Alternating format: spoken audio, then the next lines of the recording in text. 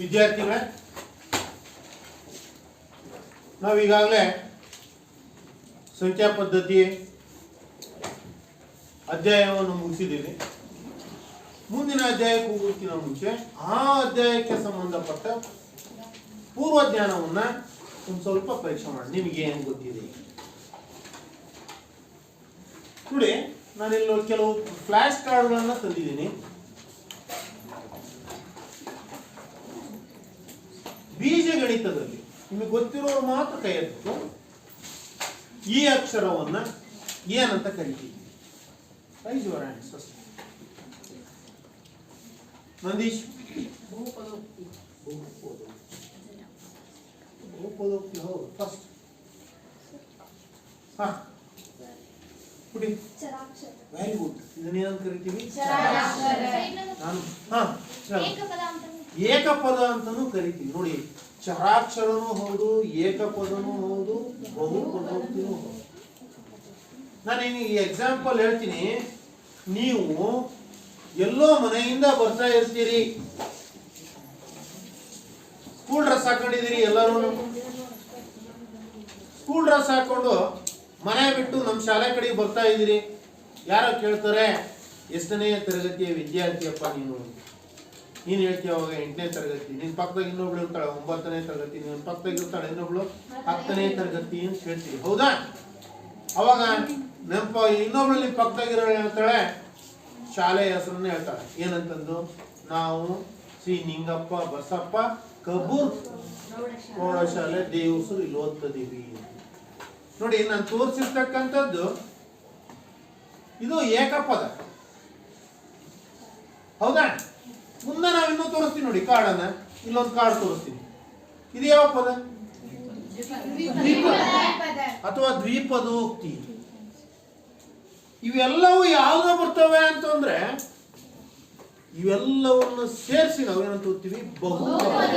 ಹಾಗೆ 8, 9, 10 ಮೂರು ನಮ್ಮ ಶಾಲೆಯ ವಿದ್ಯಾರ್ಥಿಗಳೇ. ಯಾವುದು? SNBK ಹೈಸ್ಕೂಲ್ ವಿದ್ಯಾರ್ಥಿಗಳೇ. ಹಂಗೆ ಇಲ್ಲಿ ಯಾವ್ದು? ಇದು 8, ಇದು 9, ಇನ್ನೊಂದು ತ್ರಿಪದ ಅಂತ ಅಂದ್ರೆ 10. ಇವೆಲ್ಲವೂ ಸೇರಿ ಯಾವ ಶಾಲೆಗೆ ಸಂಬಂಧಪಟ್ಟಿದ್ದೀರಿ ನೀವು? ನಮ್ಮ ಶಾಲೆ SNBK. ಹಾಗೆ ಏಕಪದ, ದ್ವಿಪದ, ತ್ರಿಪದ, 4 ಪದ, ಪಂಚಪದ, ಈ ರೀತಿ ಮುಂದೆ ಬರ್ತಾವಲ್ವಾ ತ್ರಿಪದೋಕ್ತಿ ಅಂತಂದು. ಅವನ್ನೆಲ್ಲವೂ ಯಾವುದು ಎಲ್ಲವನ್ನು ಸೇರಿಸಿ ಅಂತೀವಿ? ಬಹುಪದ. ನೀವೆಲ್ಲರನ್ನು ಸೇರಿಸಿ ನಾವೇನಂತ ಕರಿತೀವಿ? ಈ ಶಾಲೆಗೆ ಸೇರಿದಾರಪ್ಪ ಹೇಳ್ತೀವೋ ಇಲ್ಲೋ? ಹಾಗೆ ಇವನ್ನೆಲ್ಲವನ್ನು ಸೇರಿಸಿ ನಾವೇನಂತ ಕರಿತೀವಿ? ಬಹುಪದಗಳು ಅಂತ ಏನ್ ಮಾಡ್ತೀವಿ? ಕರಿತೀವಿ. ಇದು ಇದ್ಮೇಲೆ ಇದೆ ಅಂತ ಪದ? ಚರಾಕ್ಷರ. ಏಕಪದ, ಬಹುಪದ ಎಲ್ಲವನ್ನೂ ಹೇಳ್ತೀವಿ. ಇಲ್ಲಿ ನೋಡಿ, ನಾನು ಇಲ್ಲಿ ಒಂದು ಬಳಸಿದ್ದೀನಿ ಚರಾಕ್ಷರವನ್ನ. ಇಲ್ಲಿ ಬಳಸಿರ್ತಕ್ಕಂಥ ಚರಾಕ್ಷರ X ಅಂತ, ಇಲ್ಲಿ ಬಳಸಿರ್ತಕ್ಕಂಥ ಚರಾಕ್ಷರ Y.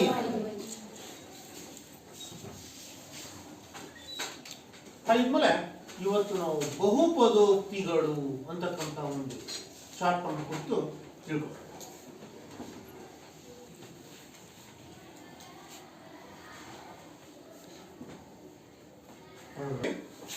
ನಾವೀಗ ಹೇಳಿದ್ವಿ, ಯಾವುದೋ ಒಂದು ಸಂಖ್ಯೆ M ಅಂತ ತಗೊಂಡ್ವಿ.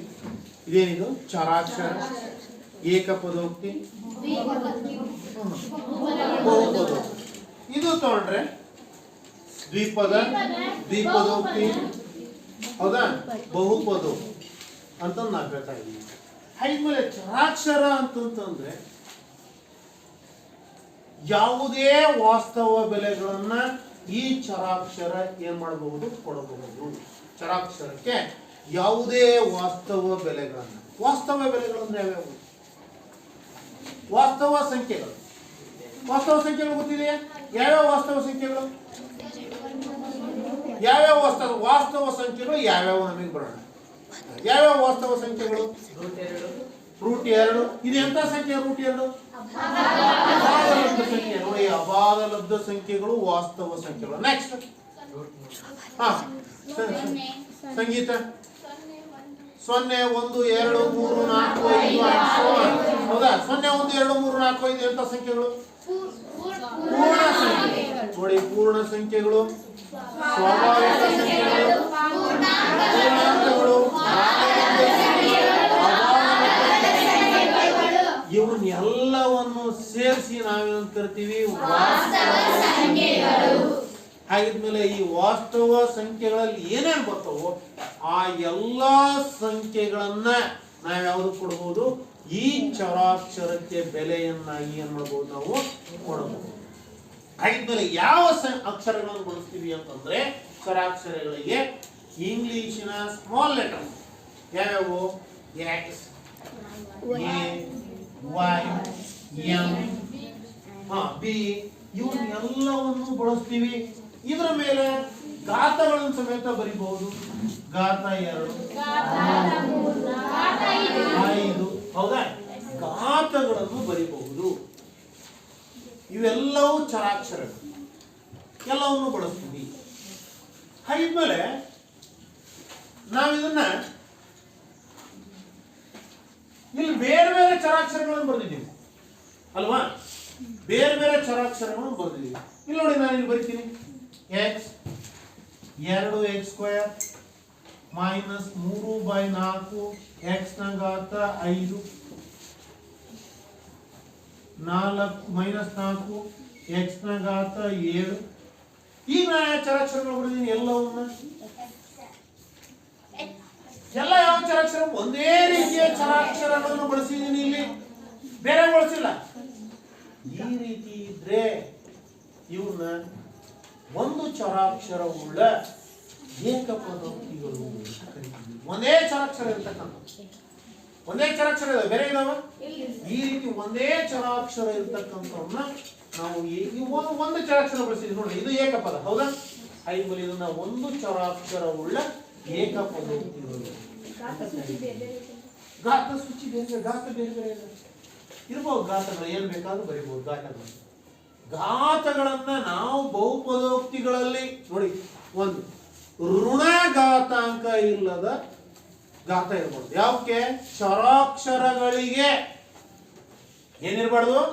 ಋಣಘಾತಾಂಕ ಇರಬಾರ್ದು. ಉದಾಹರಣೆ √x. ನಾನದು ಘಾತ ಬರ್ದಿಲ್ಲ, ಹೌದಾ? ಎಕ್ಸ್ ಇದ್ರ ಘಾತ ಏನಂತ ಬರೀಬೇಕು? ನಾನು ನಿನ್ನೆ ಬಂದು ತೋರಿಸಿದ್ದೀನಿ ಕೆಲವಾರು, ಹೌದಾ?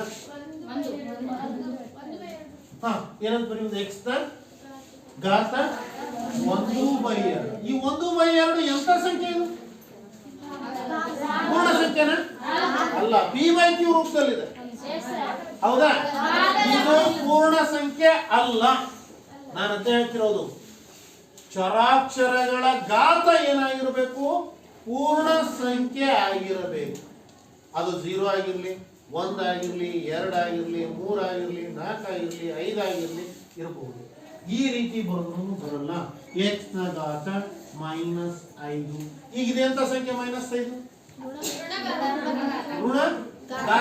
ಋಣಘಾತ ಇದೆ. -5 ಯಾವ ಸಂಖ್ಯೆ? ಪೂರ್ಣಾಂಕಗಳು. ಎಂತ ಪೂರ್ಣಾಂಕಗಳು?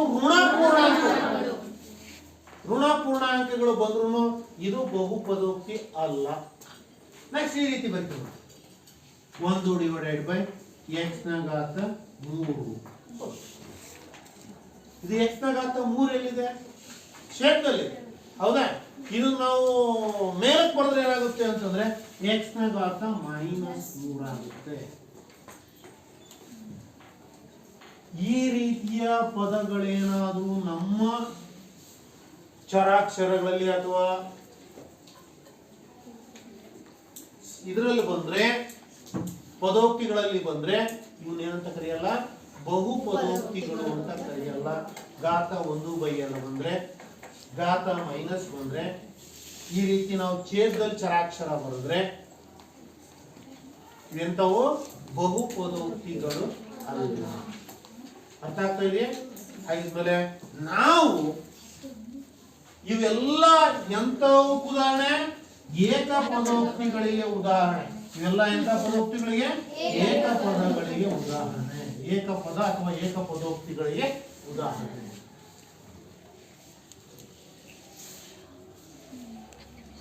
ದ್ವಿಪದೋಕ್ತಿ ಬರೆಯೋಣ. ಬರೆಯಕ್ ಬರ್ತದೆ ದ್ವಿಪದೋಕ್ತಿ. M minus 7 2 m minus 8 3 m minus 4 ಇವೆಲ್ಲ ಎಂತವು ಒಂದೇ ಸ್ವರಾಕ್ಷರವುಳ್ಳ ದ್ವಿಪದ. ಒಂದೇ ಸ್ವರಾಕ್ಷರವುಳ್ಳ ದ್ವಿಪದ. ಇಲ್ಲಿ ನೋಡಿ ಇನ್ನೊಂದು ಬರೀತೀನಿ, ಇದೊಂದು ದ್ವಿಪದೋಕ್ತಿ.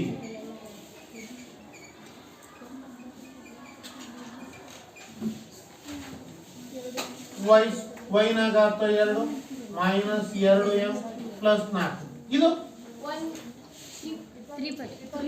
ಎಷ್ಟು ಪದಗಳಿದಾವೆ? ಕಾಯಿದ್ಮೇಲೆ ಇದನ್ನ ಏನಂತ ಕರಿತೀವಿ? ದ್ವಿಪದೋಕ್ತಿ. ಬರಿಬಹುದು. y ನ ಘಾತ 2 y ನ ಘಾತ 2 ಮೈನಸ್ 3y ಮೈನಸ್ 12. ಒಂದೇ ಚರಾಕ್ಷರವುಳ್ಳ ತ್ರಿಪದೋಕ್ತಿ. ಏನಂತ ಕರಿತೀವಿ? ತ್ರಿಪದೋಕ್ತಿಗಳು.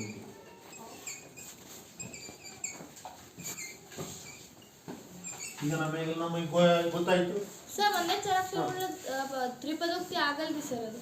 ಸೊ ಎಂ ಎರಡು ಎಂ ಈ ಕಡೆ ಎಂ ಬರ್ದಿದ್ದೀವಿ. Very good. ಏನು ಬರಿಬೇಕಾಗಿತ್ತು? ಬರಿಬೇಕಾಗಿತ್ತು. ಈಗ ಒಂದೇ ಚರಾಕ್ಷರವುಳ್ಳ ತ್ರಿಪದೋಕ್ತಿಗಳಾಯ್ತು. ಒಂದೇ ಚರಾಕ್ಷರವುಳ್ಳ ಏಕಪದೋಕ್ತಿ ಬರ್ದಿವಿ, ಒಂದೇ ಚರಾಕ್ಷರವುಳ್ಳ ದ್ವಿಪದೋಕ್ತಿ ಬರ್ದಿದ್ದೀವಿ. ನಮಗೆ ಏಕಪದ, ದ್ವಿಪದ, ತ್ರಿಪದ ಅವೇ ಬೇರೆ. ಒಂದೇ ಚರಾಕ್ಷರವುಳ್ಳ ಏಕಪದೋಕ್ತಿ ಬೇರೆ, ಒಂದೇ ಚರಾಕ್ಷರವುಳ್ಳ ದ್ವಿಪದೋಕ್ತಿ ಬೇರೆ, ಒಂದೇ ಚರಾಕ್ಷರವುಳ್ಳ ತ್ರಿಪದೋಕ್ತಿ. ಬಹುಪದೋಕ್ತಿಗಳಲ್ಲಿ ನಾವು ಈ ಮೂರನ್ನು ಕೊಟ್ಟರು ಈಗ ನಮಗೆ ಗುರ್ಸಬಹುದು. ಏಕಪದೋಕ್ತಿ, ದ್ವಿಪದೋಕ್ತಿ, ತ್ರಿಪದೋಕ್ತಿ. ನಾವು ಮುಂದೀಗ ಈ ಬಹುಪದೋಕ್ತಿಗಳ ಘಾತಗಳನ್ನು ನೋಡೋಣ. ಬಹುಪದೋಕ್ತಿಗಳ ಘಾತಗಳು ಯಾವುವು? ಅಥವಾ ಮಹತ್ತಮ ಘಾತ.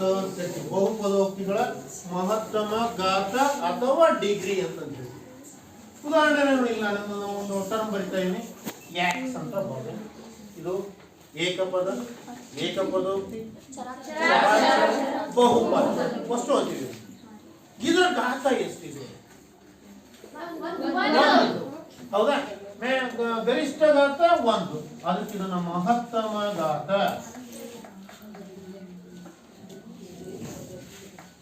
ಅಥವಾ ಇದನ್ನ ಏನಂತ ಕರಿತೀವಿ? ಡಿಗ್ರಿ. ಎಷ್ಟು? 1.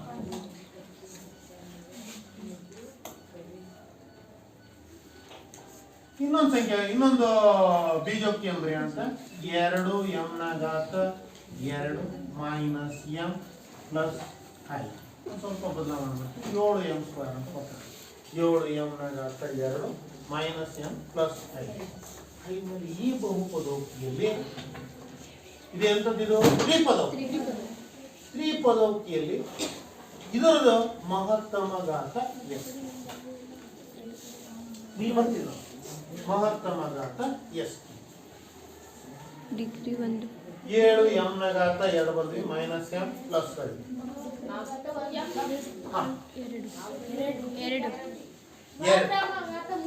3 ಇದೆ. ಹೇಗೆ 3? ಎಲ್ಲಿದೆ? ನಾವು ಈ ಸಂಖ್ಯೆಯಲ್ಲಿ ಎಲ್ಲಾದ್ರೂ 3 ಬರ್ದಿದೀವ? ಇಲ್ಲಿ 3 ಬರ್ದಿದೀವ? ಇಲ್ಲ. 3 ಇದಾವೆ ಪದಗಳು, ಆದ್ರಿಂದ 3 ಅಂತ ಹೇಳ್ತಾ ಇದೆ. ಇದು ಒಂದು ಪದ, 2 ಪದ, 3 ಪದ, 3. ಮತ್ತೆ ಹೇಗೆ ಹೇಳಿದೆ 3 ಅಂತ?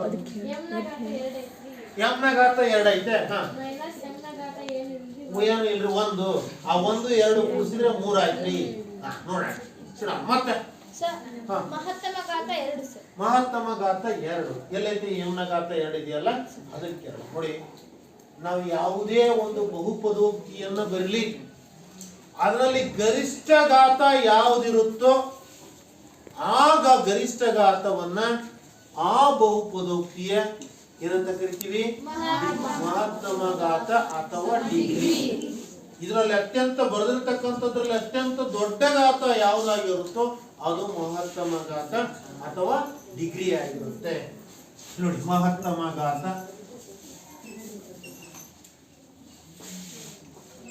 R degree ಎಷ್ಟಿರೋದು? ನೀವು ಎಕ್ಸಾಮ್ ಅಲ್ಲಿ ಕೇಳ್ಬೋದು ಒಂದು ಅಂಕದ ಪ್ರಶ್ನೆ ಫಸ್ಟ್ ಈಗ ಇಲ್ಲೊಂದು ಬರೆಯೋಣ ಎಂ ನ ಘಾತ 2 ಮೈನಸ್ 3 ಎಂ ನ ಘಾತ 8 ಮೈನಸ್ 9 ಅಂತ ಹೀಗೆ ಮಹತ್ತಮ ಘಾತ ಡಿಗ್ರಿ ಅಥವಾ 8 ಮಹತ್ತಮ ಘಾತ ಅಥವಾ ಡಿಗ್ರಿ ಎಷ್ಟು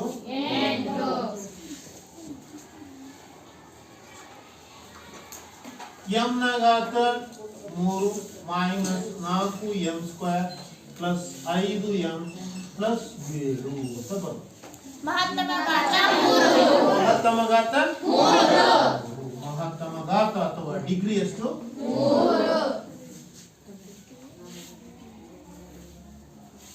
ಈಗ ಯಾವ್ದಾದ್ರು ನೀವು ಬಹುಪದೋಕ್ತಿ ಕೊಟ್ರೆ ಅದರ ಡಿಗ್ರಿ ಅಥವಾ ಮಹತ್ತಮ ಘಾತ ಬರೀಲಿಕ್ಕೆ ಬರುತ್ತಲ್ವಾ ನಾವೀಗ ಮಹತ್ತಮ ಘಾತ ನೋಡಿದ್ವಿ ಆಗ್ಲೇ ನಾವು ಬಹುಪದೋಕ್ತಿಗಳು ಅಂತ ಹೇಳಿದ್ವಿ ಅಲ್ವಾ ಯಾವ್ದೋ ಒಂದು ಬಹುಪದೋಕ್ತಿ ಬರೆಯೋಣ ಅಂತ 2x² ಪ್ಲಸ್ 3 ಅಂತ ಬರುತ್ತೆ ನೋಡಿ 2x² ಪ್ಲಸ್ 3 ಅಥವಾ 3x ಅಂತ ಬರ್ಬೋದು ಈ ಒಂದು ಬಹುಪದೋಕ್ತಿಯಲ್ಲಿ ಎರಡು ಬಹುಪದಗಳಿದ್ದಾವೆ ಯಾವ್ಯಾವು ಅಂತಂದ್ರೆ 2x² ಮತ್ತು 3x ಎರಡು ಬಹುಪದಗಳು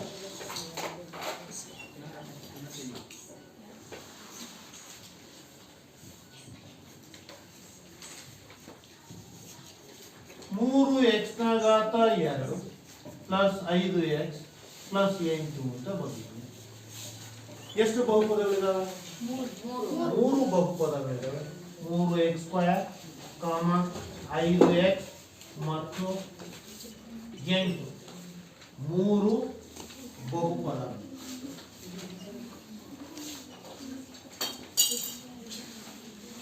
ನೋಡಿ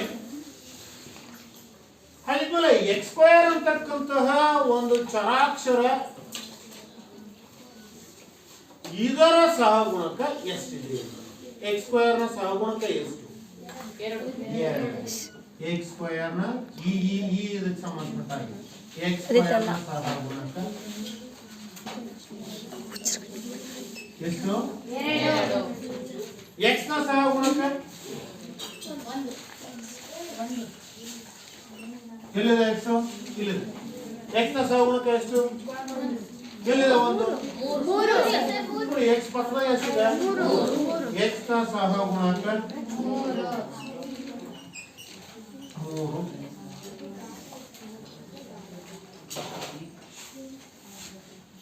ನೆಕ್ಸ್ಟ್ ಇದಕ್ಕೆ ಬರೋಣ ಇಲ್ಲಿ x² ನ ಸಹಗುಣಕ 3 x ನ ಸಹಗುಣಕ 5 8 ಇದು ಏನಂತ ಕರಿತೀವಿ 8 ಸ್ಥಿರಾಂಕ ಅಂತ ಕರಿತೀವಿ ನೋಡಿ ಅದನ್ನ ಸ್ಥಿರ ಬಹುಪದೋಕ್ತಿ ಅಂತಾನೂ ಕರಿತೀವಿ ನೆನಪಿಟ್ಕೊಳ್ತೀವಿ 8 ಸ್ಥಿರಾಂಕನೂ ಹೌದು ಒಂದು ಸ್ಥಿರ ಬಹುಪದೋಕ್ತಿನೂ ಹೌದು ಈಗ ಮುಂದುವರೆದು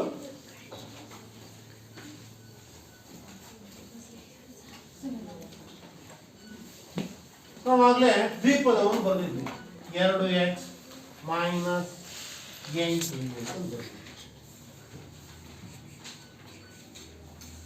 ಇದು ದ್ವಿಪದನೂ ಹೌದು ದ್ವಿಪದೋಕ್ತಿನೂ ಹೌದು ಇದನ್ನ ಇನ್ನೂ ಒಂದು ಇದರಲ್ಲಿ ಕರಿತೀವಿ ಏನಂತ ಕರಿತೀವಿ ಈ ಸಮೀಕರಣವನ್ನು ಬಿಡಿಸಿದಾಗ ನನಗೆ ಒಂದು ಸರಳ ರೇಖೆ ಬರುತ್ತೆ ಆದ್ರಿಂದ ಇದನ್ನ ರೇಖಾತ್ಮಕ ಬಹುಪದೋಕ್ತಿ ಅಂತ ಕರಿತೀವಿ ನೆನಪಿಕೊಂಡಿರಿ ಘಾತ 1 ಇರ್ತಕ್ಕಂತಹ ಬಹುಪದೋಕ್ತಿಗಳನ್ನ ಘಾತ 1 ಇರುವ ಬಹುಪದೋಕ್ತಿಗಳನ್ನ ರೇಖಾತ್ಮಕ ಬಹುಪದೋಕ್ತಿ ಅಂತ ಕರೀತಾರೆ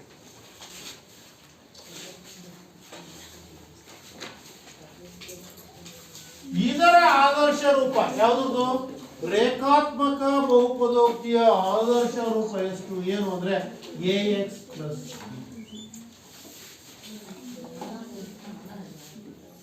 ನಾವು ಇನ್ನೊಂದು ಬರೆಯೋಣ ಮೂರು ಪದ ಇರೋದು 3x² ಪ್ಲಸ್ 5x ಮೈನಸ್ 8 ಅಂತ ಬಂದಿದೆ ಘಾತ ಜಾಸ್ತಿ ಎಷ್ಟಿದೆ, ಹೈಯೆಸ್ಟ್ ಎಷ್ಟಿದೆ ಇಲ್ಲಿ 2 ಇದೆ. ಇಲ್ಲಿ ಘಾತ 2 ಇರುವುದರಿಂದ ಇದನ್ನ ವರ್ಗ ಬಹುಪದೋಕ್ತಿ ಅಂತ ಕರೀತೀವಿ. ವರ್ಗ ಬಹುಪದೋಕ್ತಿ. ಇದರ ಆದರ್ಶ ರೂಪ ಏನು ಅಂತಂದ್ರೆ ax² + bx + c ಈ ರೂಪದಲ್ಲೇ ಇರುತ್ತೆ. ಎ ಬಿ ಸಿ ಗಳು ವಾಸ್ತವ ಸಂಖ್ಯೆಗಳಾಗಿರಬಹುದು. ಯಾವುದರಲ್ಲಿ? ವರ್ಗ ಬಹುಪದೋಕ್ತಿಯಲ್ಲಿ. ಇದರಲ್ಲಿ ಬಿ 0 ಆಗಬಹುದು, ಸಿ 0 ಆಗಬಹುದು, ಎ ಏನಾಗಿರಲ್ಲ, 0 ಆಗಿರಲ್ಲ. ಯಾವಾಗ? ವರ್ಗ ಬಹುಪದೋಕ್ತಿಯಲ್ಲಿ.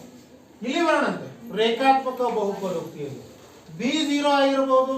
ಆಗ್ಲೇ ನಾನು ಬರ್ದು ಇಲ್ಲೊಂದು ಬರೀ ಎಕ್ಸ್ ಅಂತ ಬರ್ದು ಇದೆಂತ ಎಂತದ್ದು ಏಕ ಪದೋಕ್ತಿ.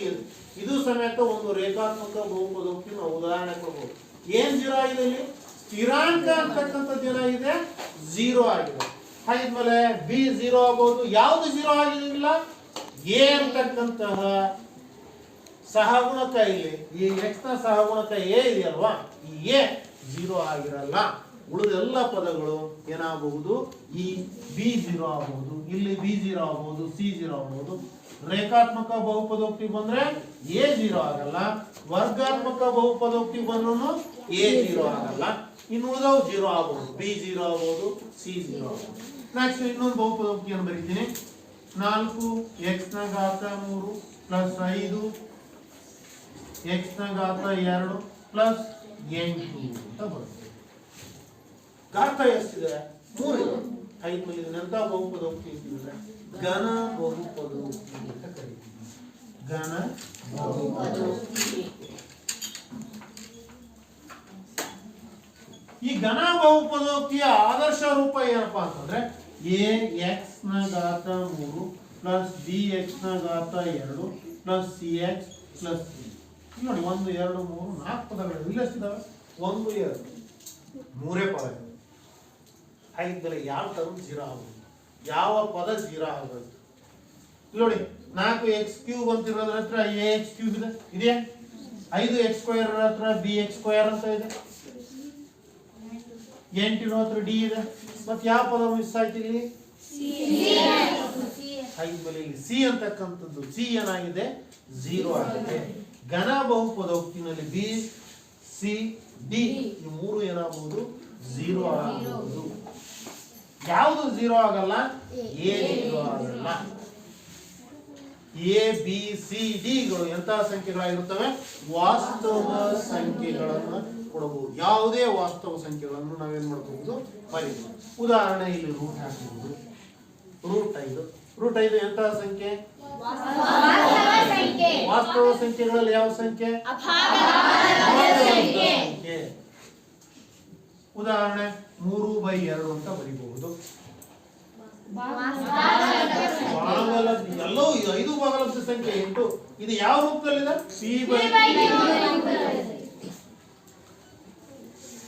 ಆದ್ರಿಂದ ವಾಸ್ತವ ಸಂಖ್ಯೆಗಳಲ್ಲಿ ಎ ಬಿ ಸಿ ಡಿ. ರೇಖಾತ್ಮಕ ಬಹುಪದೋಕ್ತಿ ಬಂದ್ರೆ ಎ ಮತ್ತು ಬಿ ಆಗಿರುತ್ತೆ. ವರ್ಗ ಬಹುಪದೋಕ್ತಿ ಆದ್ರೆ ಎ ಬಿ ಸಿ ಇರ್ತವೆ. ಘನ ಬಹುಪದೋಕ್ತಿ ಆದ್ರೆ A B C D.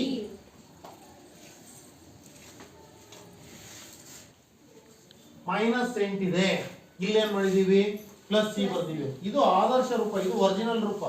C value ಎಷ್ಟು ಅಂದ್ರೆ -8. ಸಿ ವ್ಯಾಲ್ಯೂ ಎಷ್ಟು ಅಂದ್ರೆ -8. ಬಿ ವ್ಯಾಲ್ಯೂ ಎಷ್ಟು ಅಂದ್ರೆ 5. ಎ ವ್ಯಾಲ್ಯೂ ಎಷ್ಟು ಅಂದ್ರೆ 3/2. ಇಲ್ಲೂ ಅಷ್ಟೇ. ಸಿ ಬಿ ವ್ಯಾಲ್ಯೂ ಎಷ್ಟು? -8. ನಾವು ಇಲ್ಲಿ ಆದರ್ಶ ರೂಪದಲ್ಲಿ ಏನಿದೆ? ಪ್ಲಸ್ ಇದೆ. ಇಲ್ಲಿ ನೋಡಿ ಮೈನಸ್ ಇರೋದ್ರಿಂದ ನಾವು ಅದಕ್ಕೆ ಬರಿತಾ ಇದೀವಿ. ಬಿ ವ್ಯಾಲ್ಯೂ ಎಷ್ಟು ಅಂತಂದ್ರೆ -8 ಚಿಹ್ನೆ ಸಮೇತ ಬರಿತೀವಿ. ಪ್ಲಸ್ ಇದ್ದಿದ್ರೆ ಇದು ಪ್ಲಸ್ ಆಗಿತ್ತು ಅಂತಂದ್ರೆ ನಾನು ಬರೀ 8 ಅಂತ ಹೇಳ್ತಿದ್ದೆ. ಚಿಹ್ನೆ ಇತ್ತು ಮೈನಸ್ ಇತ್ತು ಅಂದಾಗ ಏನ್ ಮಾಡಬೇಕು? ಮೈನಸ್ ಸಮೇತ ಆ ಚಿಹ್ನೆ ವ್ಯಾಲ್ಯೂ ಅನ್ನು. ಯಾಕಂದ್ರೆ +8 ಬರೆದ್ರೆ ಅದು ಏನದು? 8 ಅಂತಕ್ಕಂಥದ್ದು ಪೂರ್ಣ ಸಂಖ್ಯೆ ಹೌದು, ಧನ ಪೂರ್ಣಾಂಕ. -8 ಬರೆದಾಗ ಋಣ ಪೂರ್ಣಾಂಕ. ಸರ್, ವರ್ಗ ಬಹುಪದೋಕ್ತಿಯ ಆದರ್ಶ ರೂಪ ಬರೆಯೋದ್ರೆ ಅದನ್ನ ಬರೀಬೇಕು. ಇದನ್ನೇ ಬರೀಬೇಕು. ax² + bx + c ಇದನ್ನೇ ಬರೀಬೇಕು ಆದರ್ಶ ರೂಪವನ್ನು.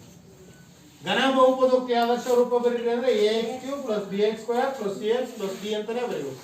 ರೇಖಾತ್ಮಕ ಬಹುಪದೋಕ್ತಿ ಆದರ್ಶ ರೂಪ ಬರೆಯೋದು ಎಕ್ಸ್ ಪ್ಲಸ್ ಬಿ ಅಂತಾನೆ ಬರೀಬೇಕು. ಇದು ರೇಖಾತ್ಮಕ ಬಹುಪದೋಕ್ತಿ, ಇದು ವರ್ಗ ಬಹುಪದೋಕ್ತಿ, ಘನ ಬಹುಪದೋಕ್ತಿ ಅಂತ ಬರೋದು.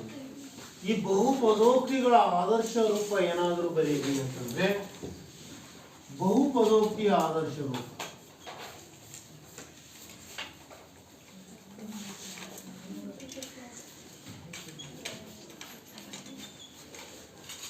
an x ನ ಘಾತ n ನೋಡಿದ್ರೆ ಬರೀತಕ್ಕಂಥದ್ದು ಪ್ಲಸ್ an ಮೈನಸ್ 1 x ನ ಘಾತ n minus 1 plus an minus 2 x ನ ಘಾತ n ಮೈನಸ್ 2 ಹೀಗೆ ಬರಿತಾ ಹೋಗ್ತೀವಿ. ಕೊನೆಗೆ a1 x ಪ್ಲಸ್ a0 ಕಳಿತಾ ಹೋದಾಗೆ ನಮಗೆ ಕೊನೆಗೆ ಏನ್ ಬರುತ್ತೆ a1 x1 ಅಂತ ಬರುತ್ತೆ, x ನ ಘಾತ 1 ಪ್ಲಸ್ a0 x ನ ಘಾತ 0.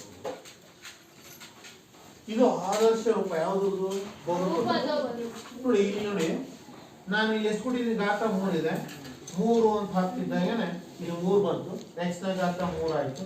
ಇಲ್ಲಿ ಘಾತ 3 ಮೈನಸ್ 1 ಅಂದ್ರೆ ಎಷ್ಟಾಯ್ತು, x ಸ್ಕ್ವೇರ್ ಬಂತು, ಬಂದಿದೆಯಾ? ನೆಕ್ಸ್ಟ್ 3 ಮೈನಸ್ 2 ಅಂದ್ರೆ ಅಲ್ಲಿ ಯಾವ ಟರ್ಮ್ 0 ಆಗಿದೆ, a ಟರ್ಮ್ 0 ಆಗಿದೆ.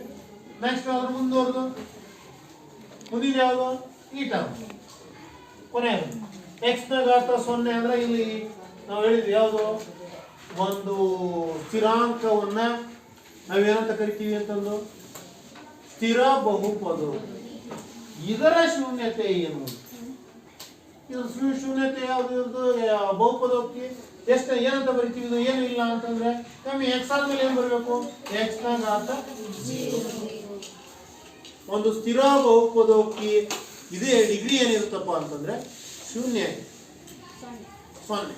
ಸ್ಥಿರ ಬಹುಪದೋಕ್ತಿಯ ಡಿಗ್ರಿ ಎಷ್ಟು, ಮಹತ್ತಮ ಘಾತ ಎಷ್ಟು, ಅಲ್ಲ ಮಹತ್ತಮ ಡಿಗ್ರಿ ಎಷ್ಟು, ಯಾವ್ದು ಸ್ಥಿರ ಬಹುಪದೋಕ್ತಿ 8. ಇದು ಸ್ಥಿರ ಬಹುಪದೋಕ್ತಿ ಅಂತ ಹೇಳಿದ್ವಿ. ಇದರದ್ದು ಏನಿರ್ತದೆ, ಘಾತ ಶೂನ್ಯ ಆಗಿರ್ತದೆ, ಶೂನ್ಯ ಆಗಿರ್ತದೆ.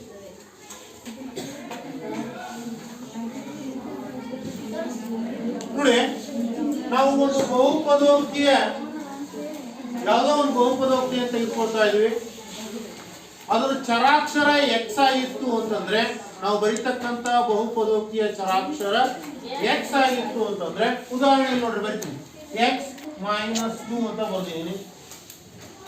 ಇದು ದ್ವಿಪದೋಕ್ತಿನೂ ಹೌದು, ದ್ವಿಪದನೂ ಹೌದು.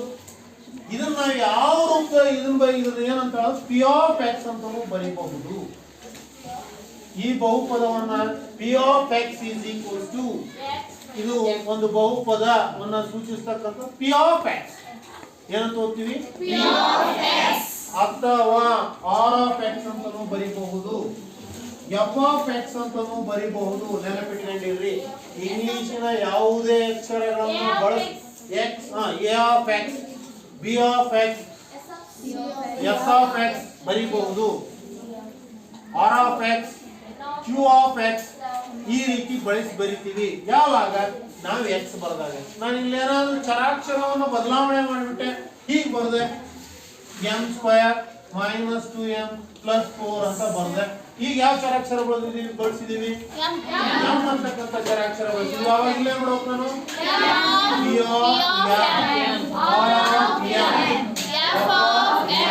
ಈ ರೀತಿ ಬಳಸ್ತೀವಿ. ನಾವು ಪಿ ಆಫ್ ಎಂ ಅಂತ ನಾನು ಬರೀಬಹುದು, ಅಥವಾ R of M is equal to ಅಂತ ನಾನು ಬರೀಬಹುದು, ಅಥವಾ F of M is equal to ಅಂತ ನಾನು ಏನ್ ಮಾಡಬಹುದು ಬರೀಬಹುದು. ನೋಡಿ ಇದರ ಬೆಲೆ ಕಂಡುಹಿಡಿಯಿರಿ ಅಂತ ಹೇಳ್ಬೋದು. ಯಾವುದೋ ಒಂದು ಬಹುಪದೋಕ್ತಿಯನ್ನು ಕೊಟ್ಟಿರ್ತಾನೆ. ಉದಾಹರಣೆ ಈಗ F of X is equal to 5x square minus 4x plus 9 ಅಂತ ಇದೆ. ಎಫ್ ಆಫ್ 1ರ ಬೆಲೆ ಕಂಡುಹಿಡಿಯಿರಿ.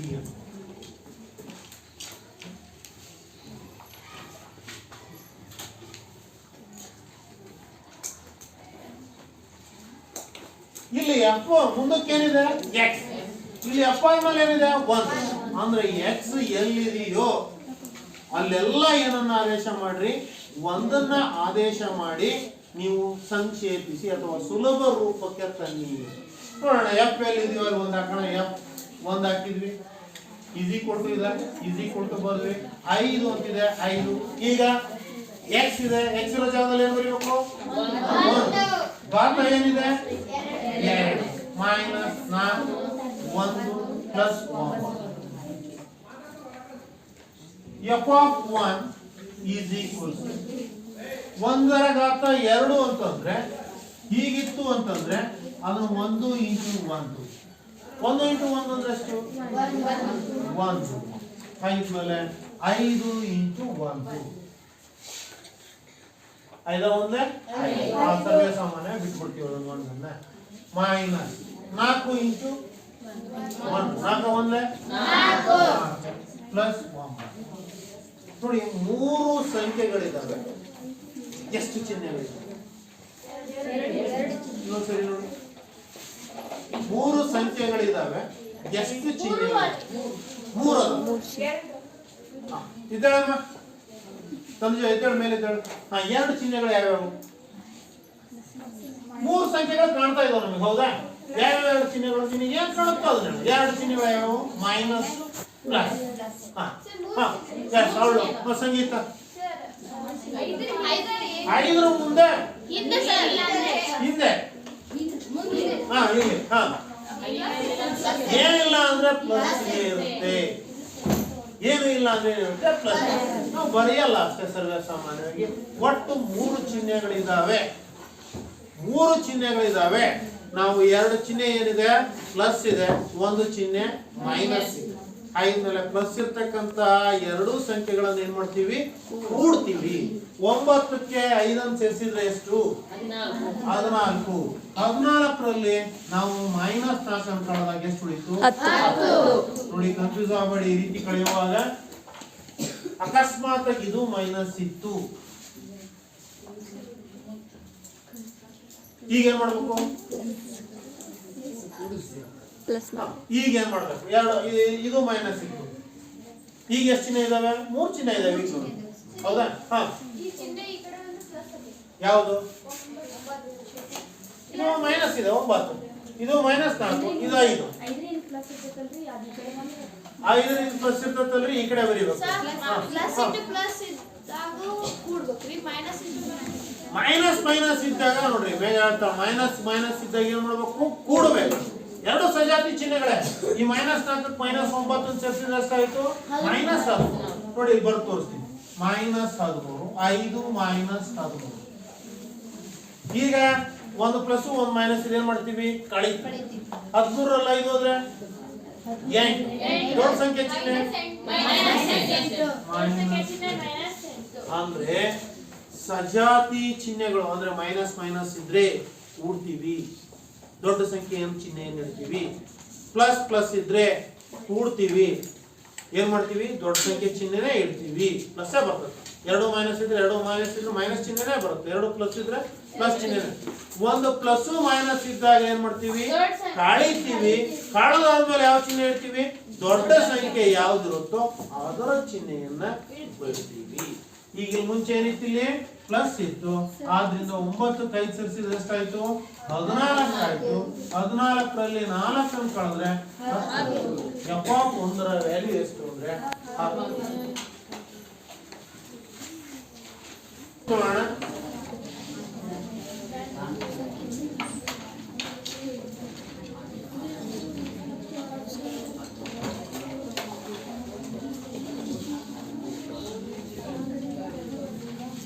a square plus 5a plus 6 5 ಮೇಲೆ a ಬರೆದಿದ್ದೀನಿ. ನಾನು ಇಲ್ಲಿ ಏನು ಬರೀಬೇಕು? f of a ಅಥವಾ p of a ಅಥವಾ r of a f of a is equal to ಬರ್ತೀವಿ. ಇಲ್ಲಿ ಮೈನಸ್ 4 ಹಾಕಿದಾಗ ಏನಾಗುತ್ತೆ? f of ಮೈನಸ್ 4ರ ಬೆಲೆ ಕಂಡುಹಿಡಿಯಿರಿ. ಎ ಇರೋದು ಏನಾಗ್ಬೇಕು ನಾವೀಗ ಮೈನಸ್ 4 ಹಾಕಿದ್ವಿ ಈಸ್ ಈಕ್ವಲ್ಸ್ ಟು ಎ ಇರೋದ್ರ ಮೈನಸ್ 4 ಘಾತ 2 ಪ್ಲಸ್ 5 ಎ ಅಂದ್ರೆ minus 4 plus 6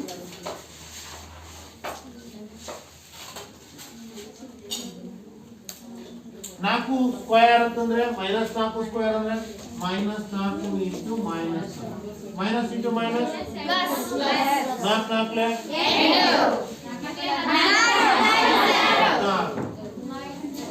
plus into minus minus 5 plus 6 ಈಗ 16ಕ್ಕೆ 6 ಸೇರಿಸಿದ್ರೆ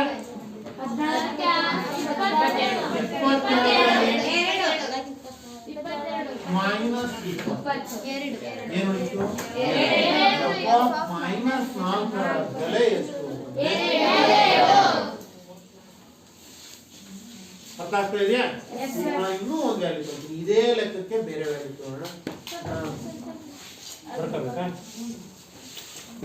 ಬರ್ಕೊಂಡಿದ್ದೀವಿ ಇದೇ ಒಂದು ಬಹುಪದೋಕ್ತಿಗೆ ಬೆಲೆಯನ್ನ ಚೇಂಜ್ ಮಾಡೋಣ ಉದಾಹರಣೆ ಮೈನಸ್ 4 ತಗೊಳ್ಳೋದು ಬೇಡ ನನಗೆ ಮೈನಸ್ 3 ಅಂತಕ್ಕಂಥದ್ದು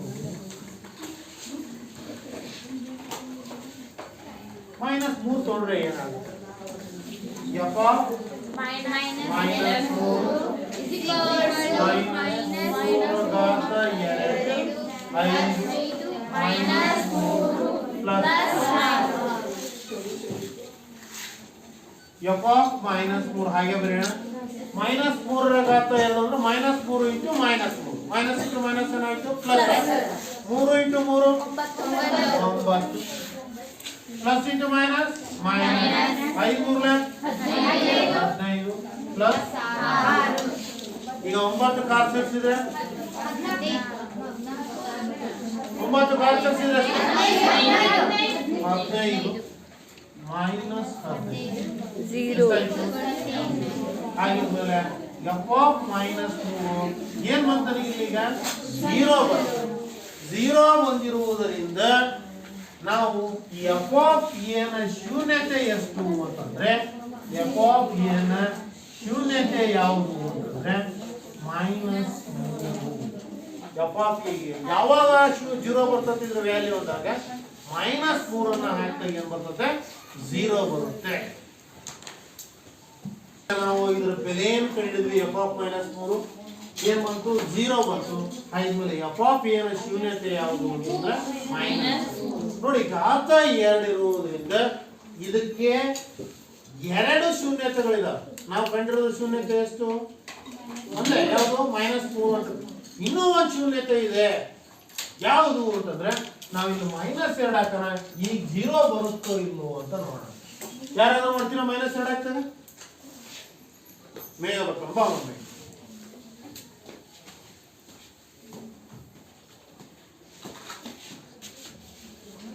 ಎಫ್ ಆಫ್ ಎ ಇರೋದು ಏನು ಹಾಕಬೇಕು ಎಲ್ಲ ಮೈನಸ್ 2 ಅಂತ ಬರಿತಾ ಹೋಗೋದು ಎಲ್ಲಿ ತುಂಬ ಆದೇಶ ಮಾಡ್ತಾ ಹೋಗೋದಷ್ಟೇ ಎ ಎಲ್ಲಿದೆಯೋ ಅಲ್ಲಿ ಮೈನಸ್ 2 ಜೊತೆಗೆ ಆವರಣ ಹಾಕಿ ಬರ್ಕೊಂತ ಹೋಗೋದು ಎ ಇರೋ ಹತ್ರ ಮೈನಸ್ 2 ಪ್ಲಸ್ 6 ಲಾವಣ್ಯ ಪ್ಲಸ್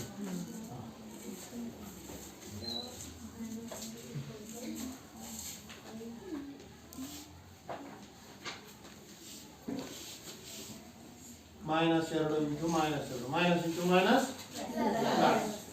2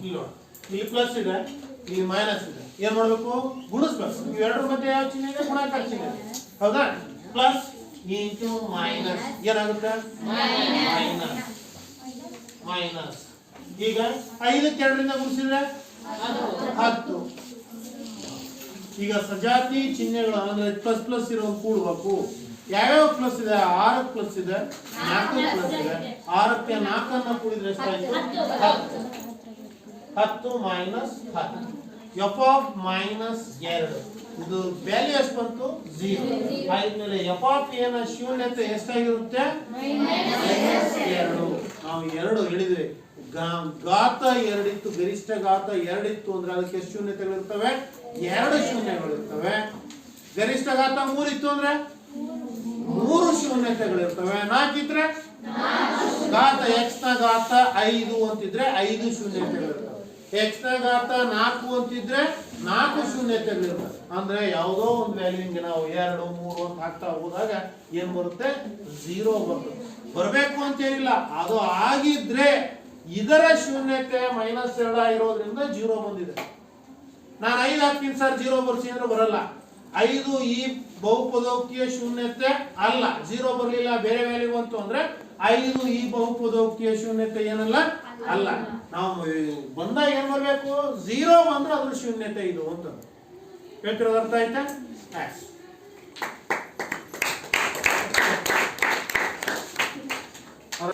ನಾವು f of a is equal to a square plus 5a plus 6 f of minus 2 ಹಾಕಿ ಹಿಡಿದ ಶೂನ್ಯತೆ ಮತ್ತು 0 ನಾವು ಇನ್ನೊಂದು ಬಹುಪದೋಕ್ತಿಯನ್ನು ಬರ್ಕೋಣ r of x is equals to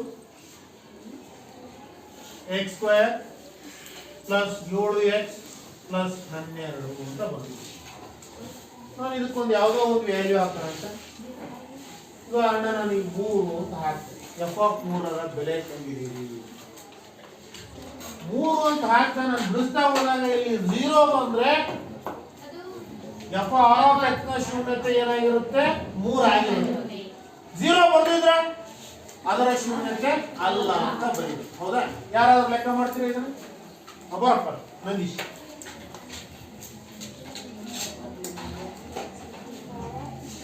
r of 3 ಇಲ್ಲಿ r ಬಂದಿದೆ r of 3 r x ಅಲ್ಲ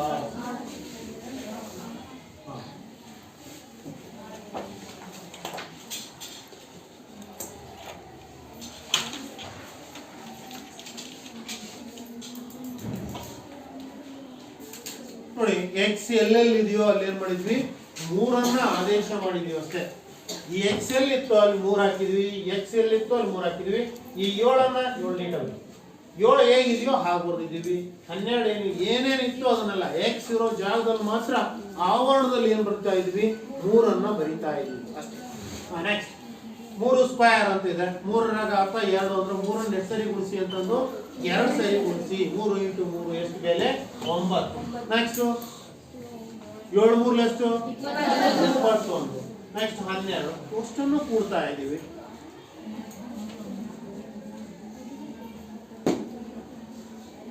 ಎಷ್ಟಾಗುತ್ತೆ 21 9 ಸೇರಿಸಿದ್ರೆ 30 12 40 ಹಾಗಿದ್ಮೇಲೆ ನನಗೆ 0 ಬಂದಿಲ್ಲ ಅಂತಂದ್ರೆ r of x ಯಾವುದರ ಶೂನ್ಯತೆ ಅಲ್ಲ 3ರ ಶೂನ್ಯತೆಯನ್ನಾಗಿ ಹೊಂದಿಲ್ಲ 3 ಬರೀ r of x 3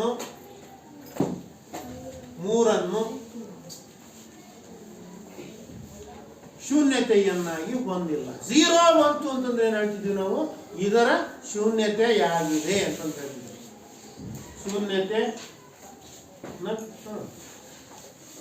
ಶೂನ್ಯತೆ ಅಲ್ಲ ಶೂನ್ಯತೆಯಾಗಿ ಹೊಂದಿಲ್ಲ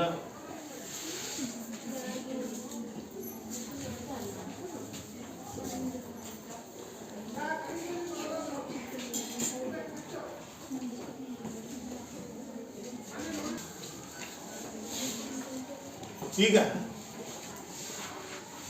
ನಾವಿದ್ರದ್ದು ನೋಡಿದ್ವಿ ಬಹುಪದೋಕ್ತಿಯ ಶೂನ್ಯತೆಯನ್ನು ಕಂಡುಹಿಡಿಯೋದು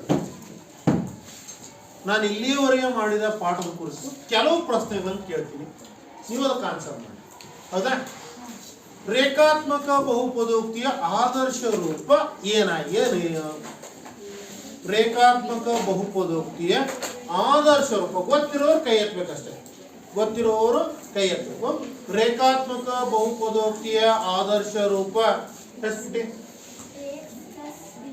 ax plus b very good ಆದ್ಮೇಲೆ ವರ್ಗ ಬಹುಪದೋಕ್ತಿಯ ಆದರ್ಶ ರೂಪ ಸಂಗೀತ ಹಾ plus B X plus C ax square plus bx plus c ಇದನ್ನ ಏನಂತ ಕರಿತೀವಿ? ವರ್ಗ ಬಹುಪದೋಕ್ತಿಯ ಆದರ್ಶ ರೂಪ ಅಂತ ಕರಿತೀವಿ. ನೋಡಿ, ಇಲ್ಲಿ ಏನಾದ್ರೂ 0 ಆಗಿತ್ತು ಅಂತಂದ್ರೆ ನಾವು ಇದನ್ನ ಏನಂತ ಹೇಳ್ತೀವಿ? ಯಾವ್ದು ಶೂನ್ಯತೆ? ಯಾವುದು? 3 ಅಂತಂದು ಹೇಳ್ತೀವಿ. ಇಲ್ಲಿಯವರೆಗೆ ಎಲ್ಲವೂ ನಾವು ಇದನ್ನ ಯಾವುದೊಂದು ಬಹುಪದೋಕ್ತಿಗಳಲ್ಲಿ f1 ಬೆಲೆ f2 ಈ ರೀತಿ ಶೂನ್ಯತೆಗಳನ್ನು ಕಂಡುಹಿಡಿಯೋದು ನೋಡಿದ್ವಿ.